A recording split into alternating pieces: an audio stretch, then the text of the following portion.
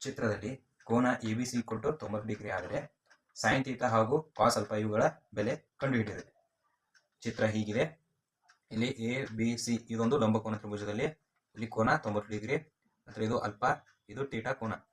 ಅವರು ಕೊಟ್ಟಿದ್ದಂಥ value AB 1, AC 2, BC 3.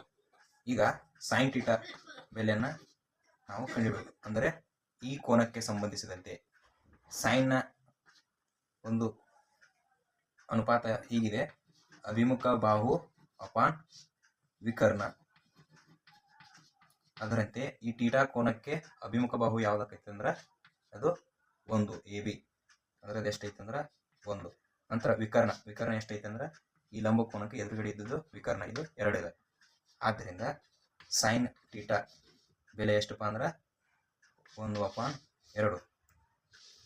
ಅದರಂತೆ ಕಾಸ್ alpha, ಈಗ ಕಾಸ್ ಅಲ್ಫಾದ ಬೆಲೆನ ಕಂಡುಹಿಡಿಯಬೇಕು. ಅಂದರೆ ಕಾಸ್ ಅಲ್ಫಾದ ವ್ಯಾಲ್ಯೂ ಅಥವಾ ಕಾಸ್ ಕೋನದ ಅನುಪಾತ ಹೀಗಿದೆ: ಅದು ಪಾರ್ಶ್ವ ಬಾಹು ಅಪಾನ್ ವಿಕರ್ಣ.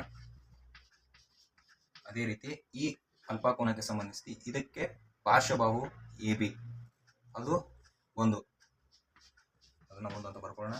ಮತ್ತೆ ಅದೇ ರೀತಿ ಈ ಕೋನಕ್ಕೆ ಅಭಿಮುಖ ಇದ್ದದ್ದು ವಿಕರ್ಣ ಆಗುತ್ತೆ, ಅದು 2.